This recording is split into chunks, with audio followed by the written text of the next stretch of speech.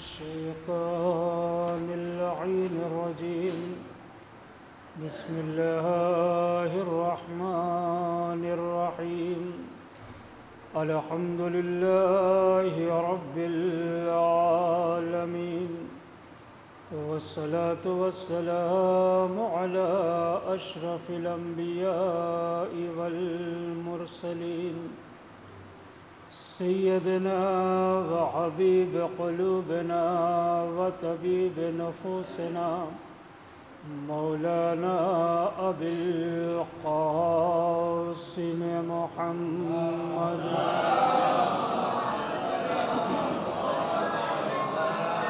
وعلى آله الطيبين الطاهرين المعصومين المظلومين المنتخبين ولعنة الله على أعدائهم أجمعين من يومنا هذا إلى قيام يوم الدين أما بعد فقد قال الله تعالى في القرآن المجيد بسم الله الرحمن الرحيم الذين ينفقون في السراء والضراء والكاظمين الغيظ والعافين عن الناس والله يحب المحسنين صلوات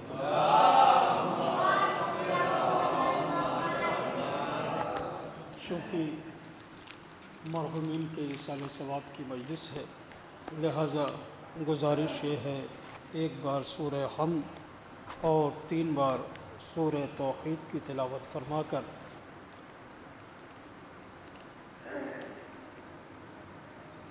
مرحوم علی حسن ابن مہدی حسن، مرحومہ تسنیم فاطمہ بنت بریق الحسین، مرحومہ امینہ بیگم بنت غیور حسین، مرحوم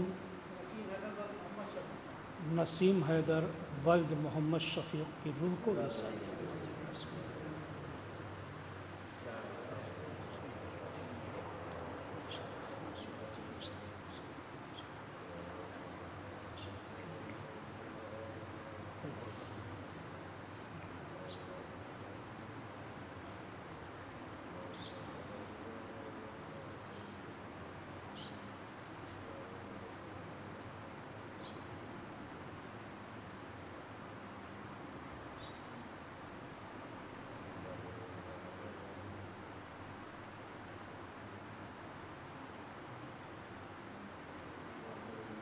ایک صلوات پڑھیں عظمت محمد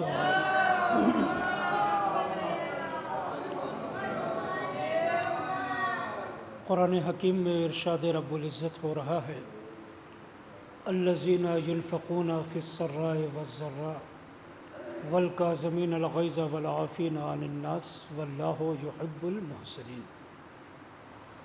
قرآن مجید کی یہ آیہ کریمہ ہر بندگان خدا کو یہ پیغام دے رہی ہے کہ جو لوگ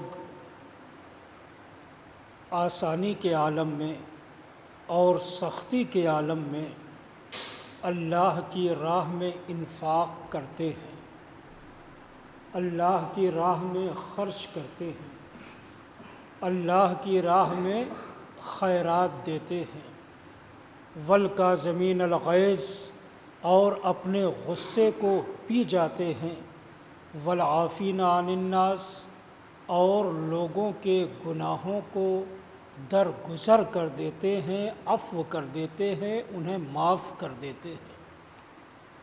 ان کی خصوصیت اور ان کے لیے پروردگار عالم جو توصیفی جملے کہہ رہا ہے وہ یہ ہے واللہ یحب المحسنین، اللہ ایسے لوگوں کو دوست رکھتا ہے اور پسند فرماتا ہے۔ اس آیہ کریمہ میں 2-3 خصوصیت بیان کی گئیں۔ وہ لوگ جو آسانی کے عالم میں اور سختی کے عالم میں خیرات کرنے سے دریغ نہیں کرتے، پیچھے نہیں ہٹتے، والکاظمین الغیظ اور اپنے غصے کو پی جاتے ہیں، والعافین عن الناس اور لوگوں کو درگزر کر دیتے ہیں، لوگوں کی غلطیوں کو نظر انداز کر دیتے ہیں، معاف کر دیتے ہیں۔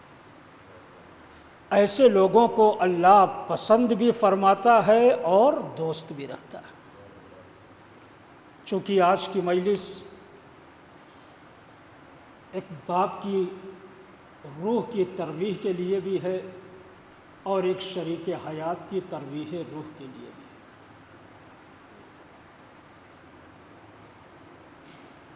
میں آپ کی خدمت میں 2 دن سے یہ عرض کر رہا تھا کہ جس طرح سے باپ کا مرتبہ محمد و آل محمد نے عظیم سے عظیم تر بتایا ہے، اسی طرح ماں کے مرتبے کو بھی مرسل اعظم نے بڑا ہی پر اثر اور بابرکت بتایا ہے۔ ماں باپ کی عظمت کے بعد ایک ذات ایسی بھی ہے کہ جو آپ کے گھر میں آ تو جاتی ہے لیکن اس وقت تک گھر سے باہر نہیں جاتی جب تک کہ جنازہ اس کا گھر سے نہ نکل جائے۔ اب آپ اندازہ لگائیں وہ ذات کون سی ہے؟ وہ آپ کی شریک حیات ہے، وہ آپ کی غمگسار ہے، وہ آپ کی ہمسفر ہے۔ بیوی اگر گھر آ گئی تو اب وہ تبھی جائے گی جب اسے 4 کاندھوں پر اٹھا کے لے جایا جائے، مستقل جانے کی بات۔ یوں تو آمد و رفت رہتی ہی ہے، کبھی مائکہ، کبھی سسرال، کبھی رشتہ دار، کبھی عزیز و اقارب، کبھی شادی، کبھی بیاہ، کبھی موت، کبھی مٹی۔ لیکن میرے عزیزو، کہنے کا مقصد یہ ہے کہ جہاں شریعت نے باپ کے وقار کی وضاحت کی، وہیں ماں کی عظمت کو بھی آشکار کیا، وہیں شریک حیات کے لیے یہ بتایا جاتا ہے کہ انسان کے لیے زندگی اس وقت جنت بن جاتی ہے جب اسے کوئی پارسا یا دیندار بیوی مل جائے، جب اسے نیک سیرت بیوی میسر ہو جائے تو انسان کی زندگی اس دنیا ہی میں جنت کا نمونہ بن جاتی ہے۔ اسی طرح سے ایک باپ جو اپنی اولاد کو مکمل ہر موقع پر مہمیز کیا کرتا ہے،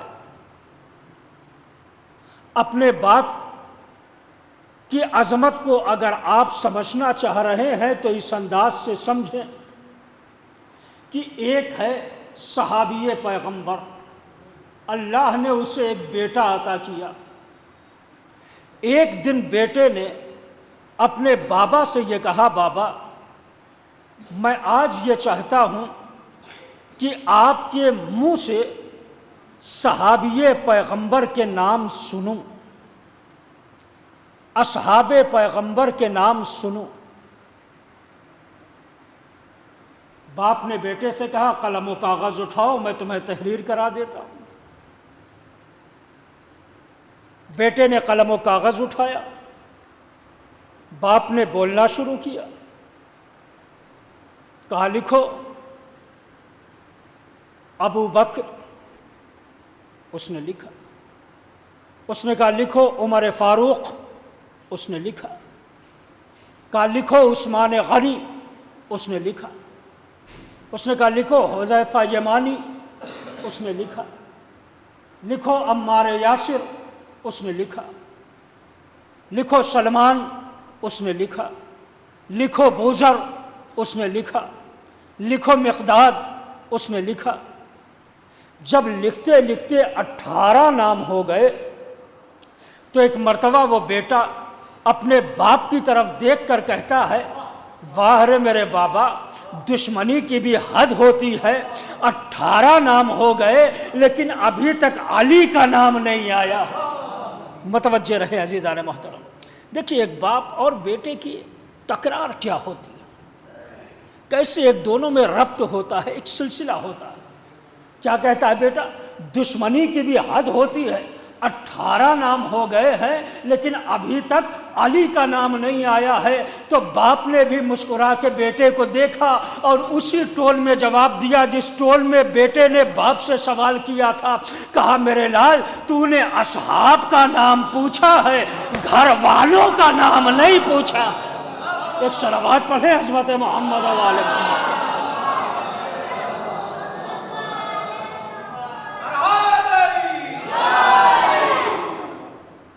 علی صحابی نہیں ہے، علی تو گھر والوں میں۔ آپ دیکھیں ایک باپ جو اپنے بچوں کی تربیت کرتا ہے۔ میں نے کسی مجلس میں یہ اشارہ کیا تھا، ایک باپ اپنی پوری زندگی صرف کر دیتا ہے اپنی اولاد کے کیریکٹر کو بنانے کے لیے، اسے سکسیس کرنے کے لیے، اسے کامیاب بنانے کے لیے ایک باپ اپنی ساری زندگی داؤں پر لگا دیتا ہے تاکہ میرا بچہ کامیاب ہو جائے، تاکہ میری اولاد کامیاب ہو جائے۔ اور آج کل اولاد نے کامیابی کا دار و مدار یہ رکھا ہے کہ اگر اسے فلاں کمپنی یا فلاں فیکٹری میں جاب مل بھی گئی اور خدا نخواستہ باپ کا انتقال ہو گیا تو اب وہ بہانہ کیا کرتا ہے کہ جاب سے چھٹی نہیں مل رہی تھی اسی لیے جنازے پر نہ آ سکا، اور اگر آئے گا بھی تو جلد بازی میں جلد از جلد تدفین کر دی جائے، جنازہ پڑھا دیا جائے، سپرد لحد کر دیا جائے۔ ادھر تیجا ہوا کہ ادھر اس نے اپنا رخت سفر باندھ لیا، اپنا بیگ اٹھا لیا۔ بھائی ابھی کہاں جا رہے ہو؟ کہا بھائی معاملہ یہ ہے کہ مجھے زیادہ دن کی چھٹی نہیں ملی۔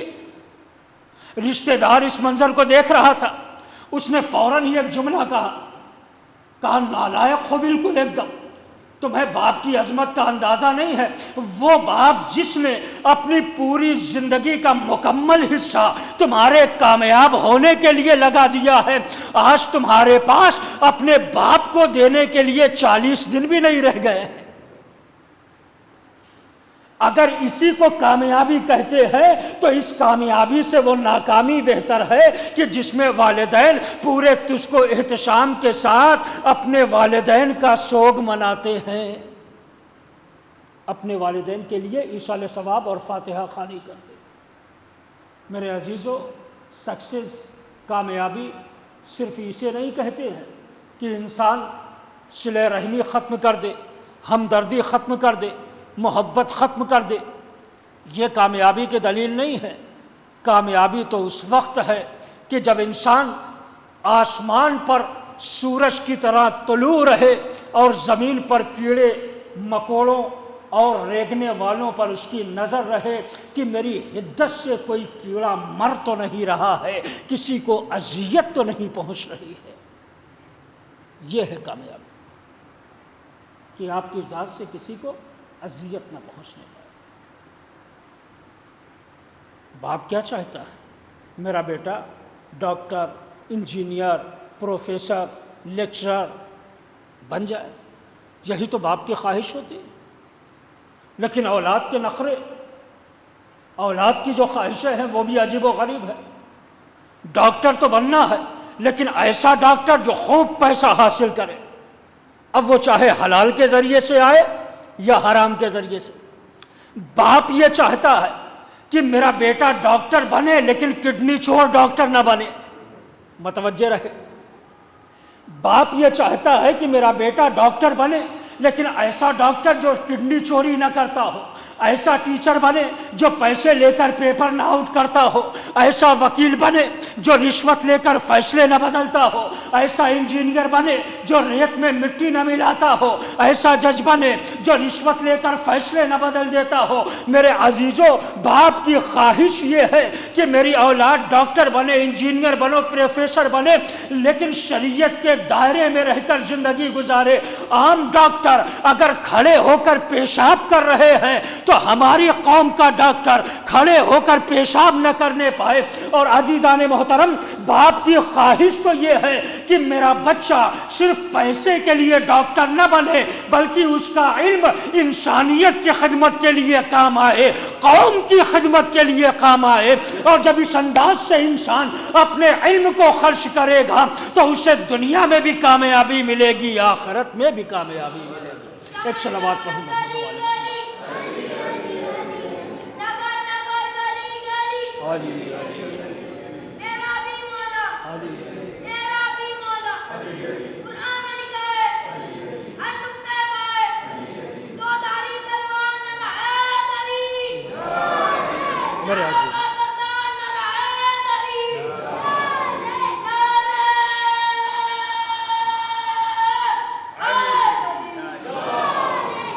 یہ ہے باپ جو قدم قدم پہ اپنی اولاد کو نیک اور صالح بنانے کی کوشش کرتا ہے، اسے کامیاب کرنے کی کوشش کرتا ہے۔ اولاد کا بھی فریضہ یہی ہے کہ والدین زندہ ہیں تب تک ان کی خدمت، ان کے مرنے کے بعد ایصال ثواب کا ایک ذریعہ قرار دیتا رہے۔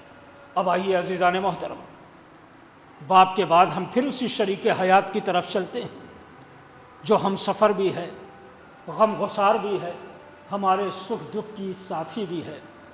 ایک وقت وہ آتا ہے سب تکلیف میں چھوڑ کے چلے جاتے ہیں، لیکن تنہا ایک ذات بیوی کی ہوتی ہے جو آپ کو چھوڑ کر نہیں جاتی ہے، بلکہ آپ کے زخموں کا مداوا بن جاتی ہے، آپ کے زخموں کا مرہم بن جاتی ہے۔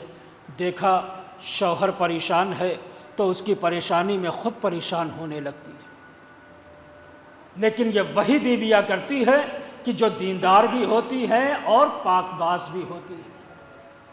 ایسی بیوی نہ ہو کہ جو صرف ہمیشہ یہ دعا کرے میرے اللہ میرا شوہر میرے قابو میں آ جائے، میرا شوہر میرا غلام ہو جائے۔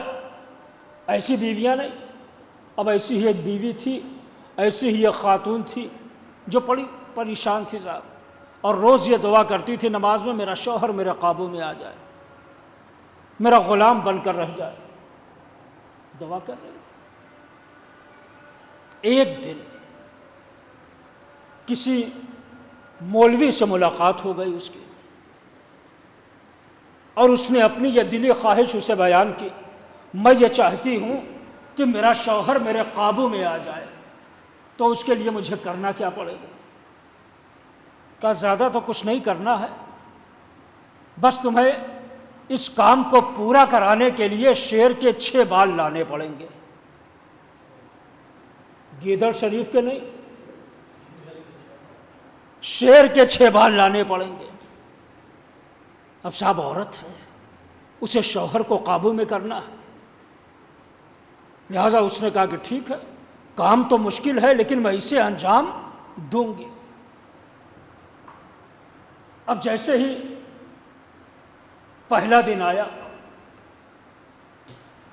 اس نے اپنا مخصوص صندوقچہ کھولا جس میں کسی زمانے میں شوہر کی جیب کتر کتر کے کچھ پیسے چرائے تھے، اس میں سے کچھ نوٹ نکالے اور قصاب خانے پر آ گئی، قصائی کی دکان پر آئی، 1 کلو گوشت لیا، ڈاکٹر صاحب 1 کلو گوشت لیا اور لے کر سیدھے وہ چلی گئی چڑیا گھر جہاں شیر پنجرے میں قید ہے۔ 1 کلو گوشت لے کر جب چڑیا گھر پہنچی اور شیر کے پنجرے کے دہانے پر، تو اس نے گوشت کا شاپر کھولا، شیر نے اپنی مرغوب غذا کی خوشبو محسوس کی، مسکرا کے اپنی محسنہ کو آتا ہوا دیکھا، گردن ہلا کر استقبال کیا، عورت اس کے قریب چلی گئی، اس نے شاپر کا منہ کھولا، شیر بڑے پیار سے گوشت کھانے لگا۔ ادھر شیر گوشت کھا رہا ہے، اس نے بڑی محبت سے اور پیار سے شیر کی پشت کے اوپر ہاتھ پھیرنا شروع کیا، اور جب شیر گوشت کھانے میں بالکل محو ہو گیا تو اس نے چپکے سے 2 بال توڑے، اس کی پشت سے 2 بال توڑے۔ بس شیر نے غرا کے 1 مرتبہ دیکھا اور پھر گوشت کھانے میں مصروف، شاید وہ بھی زبانے بے زبانی میں کہہ رہا ہو اگر 2 بال میں 1 کلو گوشت مل رہا ہے تو یہ سودا مہنگا تو نہیں ہے، برا تو نہیں، سودا بہتر ہے۔ اب صاحب 2 بال اس نے لیے اور خوشی خوشی مولوی کے پاس آ گئے اور وہ 2 بال دیے۔ اب مولوی صاحب نے بھی اسے الٹ کے پلٹ کے ادھر سے دیکھا، شیر ہی کے بال ہیں، کہیں گدھے شریف کے تو بال نہیں، شیر ہی کے بال۔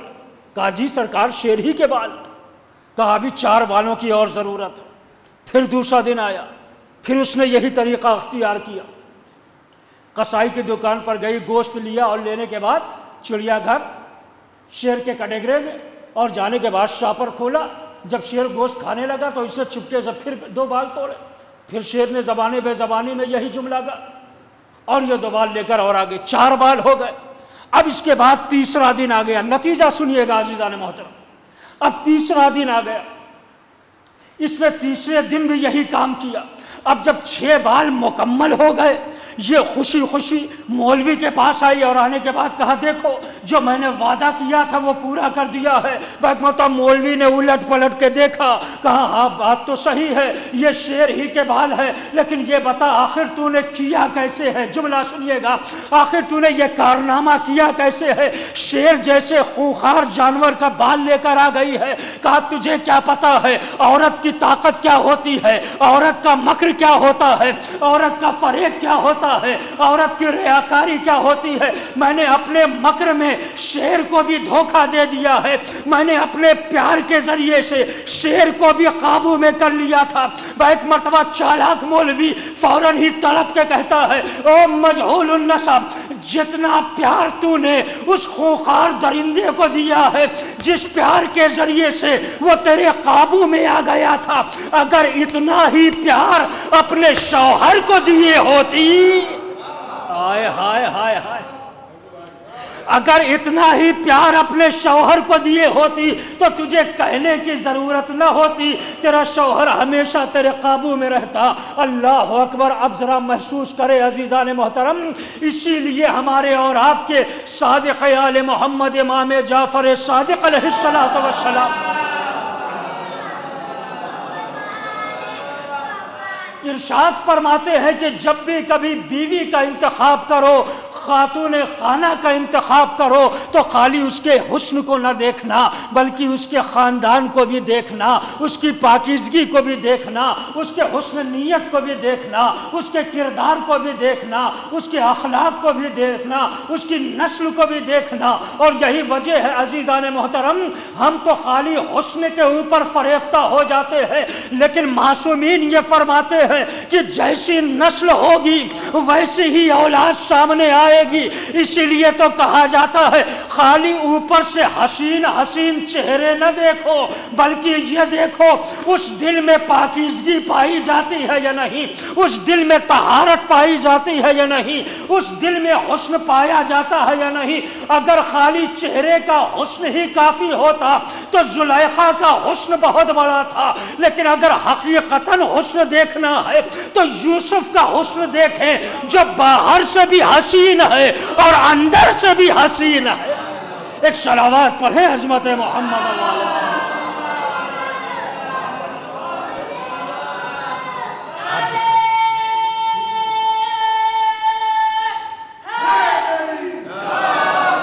بھائی ایسے موقعوں پر میں یہی کہا کرتا ہوں، جسم فانی ہے، سجانے کی ضرورت کیا ہے؟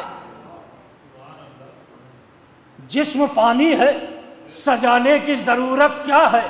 حسن دنیا کو دکھانے کی ضرورت کیا ہے؟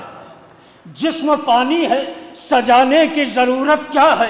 حسن دنیا کو دکھانے کی ضرورت کیا ہے؟ تو ایسے اعمال کرو روح سے خوشبو آئے، عطر کپڑوں پہ لگانے کی ضرورت۔ بڑی توجہ رہے عزیزان محترم، بڑا عجیب و غریب پیغام آپ کے حوالے کر رہا ہوں۔ جسم فانی ہے، سجانے کی ضرورت کیا ہے چچا؟ جسم فانی ہے، سجانے کی ضرورت کیا ہے؟ حسن دنیا کو دکھانے کی ضرورت کیا ہے؟ ایسے اعمال کرو روح سے خوشبو آئے، عطر کپڑوں پہ لگانے کی ضرورت کیا ہے؟ تو جذبہ دل کو تقاضے کی ضرورت کیا ہے؟ صاف کردار کو دعوے کی ضرورت کیا ہے؟ صاف کردار کو دعوے کی ضرورت کیا ہے؟ تو باپ تعظیم کرے ام ابیہا کہہ کر، ایسی بیٹی ہو تو بیٹے کی ضرورت۔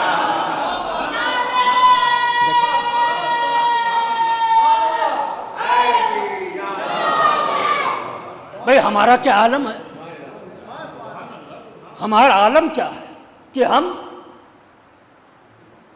چہرہ سجاتے ہیں، جسم سجاتے ہیں، اس کی زیبائش اور آرائش کرتے ہیں۔ چہرہ حسین ہونا چاہیے، اعضا و جوارے حسین ہونے چاہیے، مخروطی انگلیاں ہونی چاہیے، ناخن بالکل ایک دم لٹک رہا، ہیئر اسٹائل ایسا ہے جیسے لگ رہا ہے کہ شہد نے چھتا لگا رکھا ہے،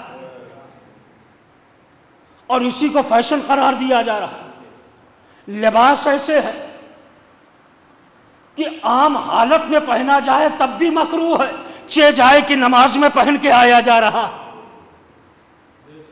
پیچھے والا دیکھ کر شرما جائے، ایسے لباس ہم اختیار کر رہے ہیں۔ کہاں چلے گئے؟ ہم خالی ظاہر کو سجا رہے ہیں، باطن کو سجانے کا کام ہی نہیں کر رہے ہیں۔ ہم چہرہ سجا رہے ہیں، جسم سجا رہے ہیں۔ اب ایک جملہ آپ کی خدمت میں کہہ کے ربط مصائب دے دوں عزیزان محترم، خالی ہم جسم اور چہرہ سجا رہے ہیں اور اسے آزائش اور زیبائش میں مبتلا کر رہے ہیں۔ میرے عزیزوں، کتنے افسوس کا مقام ہے نا، جو مٹ جانے والی شے ہے اسے تو ہم سجا رہے ہیں، جو ہمیشہ باقی رہنے والی شے ہے بھائی سجانا ہمیں روح ہے، اس کی ہمیں پرواہ نہیں۔ سجا رہے ہیں جسم جو مٹ جانے والا ہے، مٹی میں مل جانے والا، روح ہمیشہ باقی رہنے والی، اسے سجاؤ جو ہمیشہ باقی رہنے والی ہو۔ تو میرے عزیزو غور کرو، لمحہ فکریہ ہے یہ سب ہمارے لیے، اس لیے کہ قیامت کی نشانیاں بڑی تیزی سے پوری ہو رہی ہیں۔ بیت المقدس 2 بار منہدم ہوا ہے، 2 بار تعمیر بھی ہو چکا ہے۔ قیامت کی نشانیوں میں ہے 3 مرتبہ منہدم ہوگا، تیسری بار تعمیر ہوگا، قیامت آ جائے گی۔ آخری تعمیر بچی ہوئی ہے، کہیں ایسا نہ ہو موت کا فرشتہ آئے ہماری روح قبض کرنے کے لیے، ہم گڑگڑا گڑگڑا کے کہیں پروردگار بس چند سال کی مہلت اور دے دے، اس بار ہم صرف اچھے ہی اچھے کام کریں گے۔ اللہ آواز دے گا جب 50 60 70 سال کی عمر میں نہ کیا تو 2-4 سال کی عمر میں کیا کرے گا؟ بھائی جناب موسیٰ کے زمانے میں جو بنی اسرائیل تھے وہ کیا کر رہے تھے؟ عبادت کے ساتھ ساتھ تجارت میں بہت تیزی سے آگے بڑھ رہے تھے۔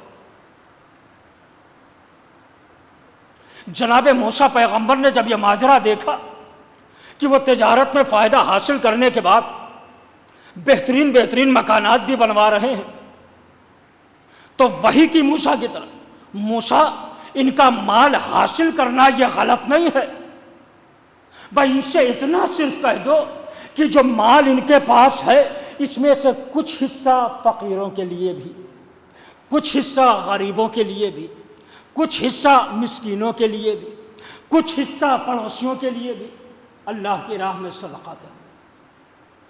بے شک اچھی بات، کبھی پروردگار عالم یہ نہیں چاہتا میرا بندہ فقیر والی زندگی گزارے۔ ایک صاحب ہم سے کہنے لگے صاحب وہ دیکھیے فلاں صاحب کو، کیا آپ بہترین لباس پہنے ہوئے، کیا آپ مرغن غذائیں کھا رہے ہیں، کسی اینگل سے مومن ہی نہیں لگتے۔ ہم نے کہا مومن کی نشانی کیا؟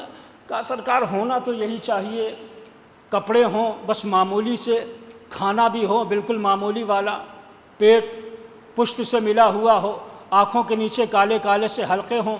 ہم نے کہا افسوس ہے آپ کی قسمت کے اوپر، جسے آپ مومن کی نشانی کہہ رہے ہیں نا، ہم اسے فاقے کی نشانی کہتے ہیں، ہم اسے فاقے کی نشانی کہتے ہیں۔ بھائی مومن کی علامت یہ نہیں ہے کہ اس کا شکم پشت سے ملا ہو، اس کی آنکھوں کے نیچے ہلکے ہلکے سے گڈھے ہوں، خراب غذائیں استعمال کر رہا ہو، معمولی لباس پہن رہا ہو، یہ مومن کی علامت کہیں نہیں بتائی ہے۔ اگر جو بھی بتا رہا ہے وہ آپ کو دھوکہ دے رہا ہے، غلط بیانی سے کام لے رہا ہے۔ حدیثوں کی ایک کتاب ہے جامع الاخبار، جس میں ہمارے 8ویں امام ارشاد فرماتے ہیں کہ حقیقتاً مومن وہ ہے، جملہ سنیے گا، حقیقتاً مومن وہ ہے جو ایک طرف حقوق پروردگار کو پورا کرتا ہوا نظر آئے اور دوسری طرف بندوں کے حقوق کو پورا کرتا ہوا نظر آئے۔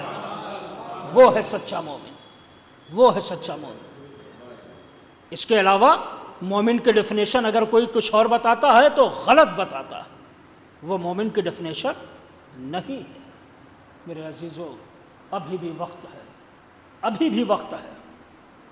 وہ مکان بنوا رہے تھے تو جناب موسیٰ پیغمبر کو وحی ہوئی، تو موسیٰ پیغمبر سے اللہ وحی کے درمیان کہتا ہے موسیٰ دیکھو ہم نے انہیں اتنی لمبی لمبی زندگیاں دی ہیں اور یہ کاروبار بھی کر رہے ہیں، بہترین محلات بھی بنا رہے ہیں، لیکن موسیٰ یاد کرو ایک دور ایسا بھی آئے گا، آخری بات، ایک دور ایسا بھی آئے گا، ارمان صاحب متوجہ رہیے گا، بڑا خوبصورت سا پیغام ہے۔ موسیٰ یاد رکھو ایک دور ایسا بھی آئے گا جب لوگوں کی عمریں صرف 60 یا 70 برس کی ہوں گی، زیادہ سے زیادہ 80 یا 100 برس کی ہوں گی۔ اس زمانے میں بھی لوگ پتھروں کے مکانات بنوائیں گے۔ تو ایک مرتبہ موسیٰ اللہ کی جبروتیت اور اس کی سبحانیت کی قسم کھا کے کہتے ہیں اے میرے پروردگار اگر وہ زمانہ مجھے مل جاتا، اتنی مدت مجھے مل جاتی، تو میں تیری سبحانیت کی قسم کھا کے کہتا ہوں وہ پوری عمر تیرے ایک سجدے میں گزار دیتا۔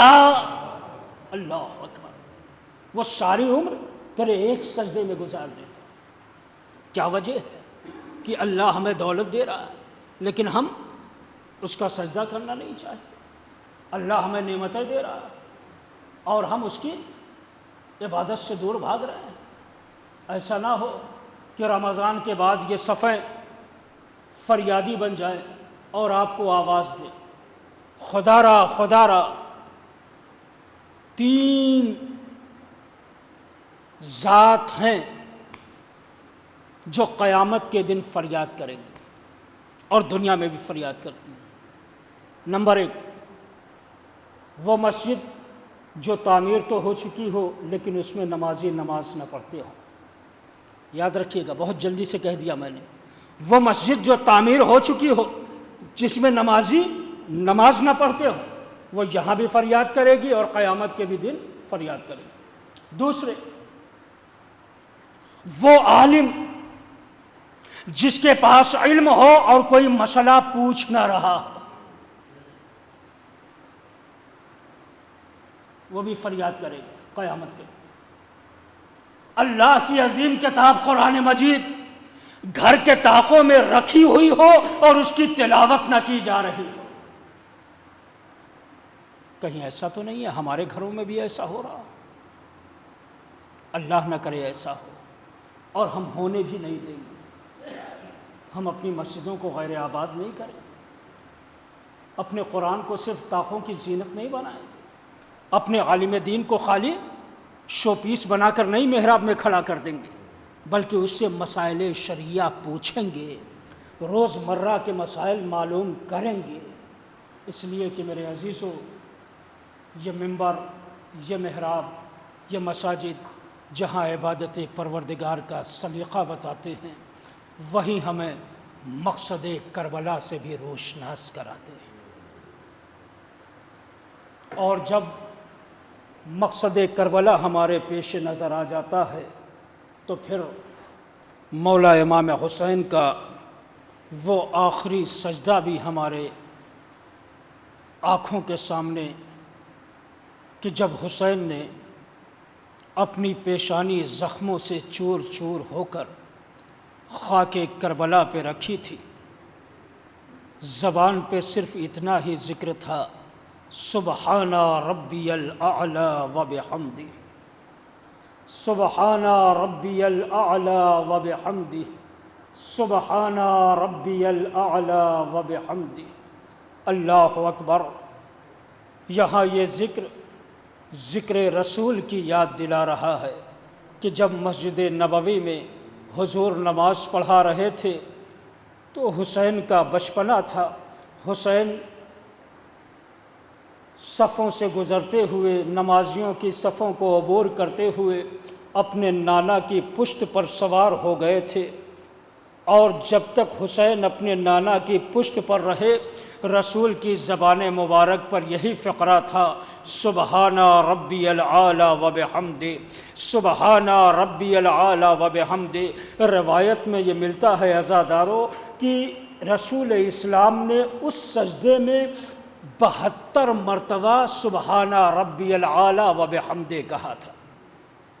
بر روایت محسوس کریے گا عزادارو، رسول اسلام نے اس سجدے میں 72 مرتبہ سبحان ربی العالی و بحمدہ کہا تھا، تو شاید کہ مولا حسین نے پشت رسالت پر بیٹھ کر یہ وعدہ کیا ہو، اے نانا گھبرانا نہیں، اگر آپ نے آج حسین کی بنا پر 72 مرتبہ سبحان ربی العالی و بحمدہ کہا ہے تو میں کربلا کے میدان میں 72 کو لے کر جاؤں گا اور اپنی پیشانی کو سجدہ خالق میں رکھ کے کہوں گا سبحان ربی العالی و بحمدہ۔ اور اے نانا آپ نے تو سجدے سے سر اٹھا لیا ہے، لیکن حسین یہ وعدہ کرتا ہے سجدے سے سر اٹھائے گا نہیں، بلکہ حسین کا سر نو کے نیزہ پر اٹھایا جائے گا۔ اجرکم اللہ۔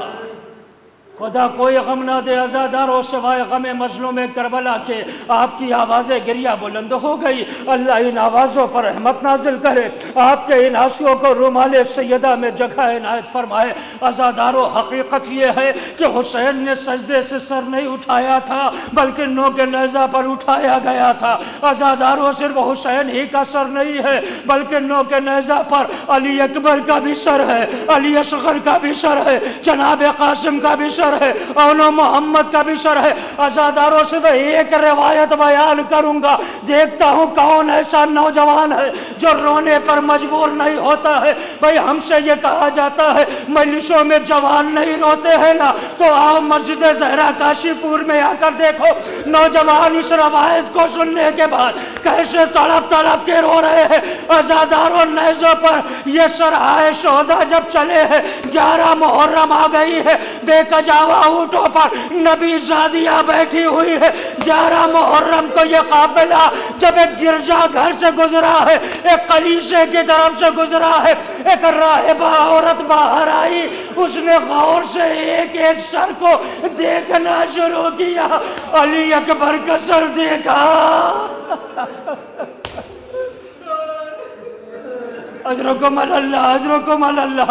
خدا کوئی غم نہ دے عزاداروں سوائے غم مظلوم کربلا کے۔ مجلس 1.5 سے 2 منٹ میں تمام کر رہا ہوں، لیکن قیامت کی روایت ہے عزاداروں جو آپ کے حوالے کرنے کی کوشش ہے۔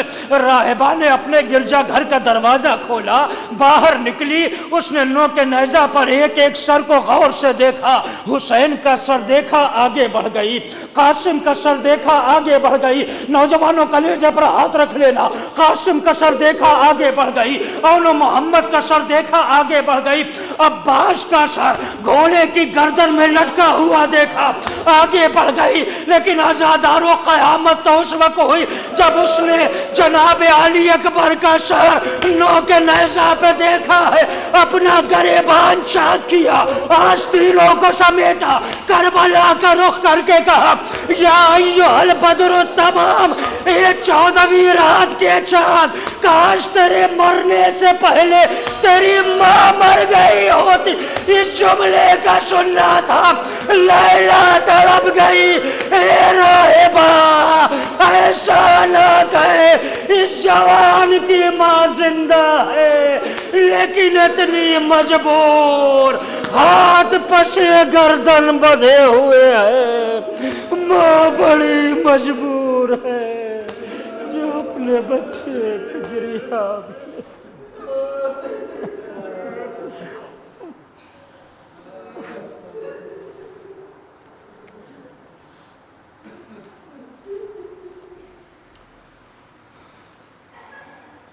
باسمک العظم للأجل للأکرم یا اللہ یا اللہ یا اللہ یا اللہ یا اللہ یا اللہ یا اللہ۔ پروردگار بحق زہرا و بالہا و بنیہا ہماری اس مختصر سی عبادت کو قبول فرما، ہمارے جوانوں کو زیور علم و ادب سے آراستہ و پیراستہ فرما، ہمارے بوڑھوں کو ولولہ حبیب ابن مظاہر عنایت فرما، ہماری عزاداری کو فروغ فرما، ہمارے آنسوؤں کو رومال سیدہ میں جگہ عنایت فرما۔ میرے اللہ مرحومین کی مغفرت فرما، انہیں جوار معصومین میں جگہ عنایت فرما، ان کے گناہان صغیرہ و کبیرہ کو معاف فرما، ان کے متعلقین کو صبر جمیل عنایت فرما، بحق زہرا و بالہا و بنیہا حاضرین مجلس، شریکان مجلس، بانیان مجلس کے دلی حاجات کو پورا فرما۔ میرے معبود جو بے روزگار ہیں انہیں برسر روزگار فرما، جو برسر روزگار ہیں ان کے روزگار میں دن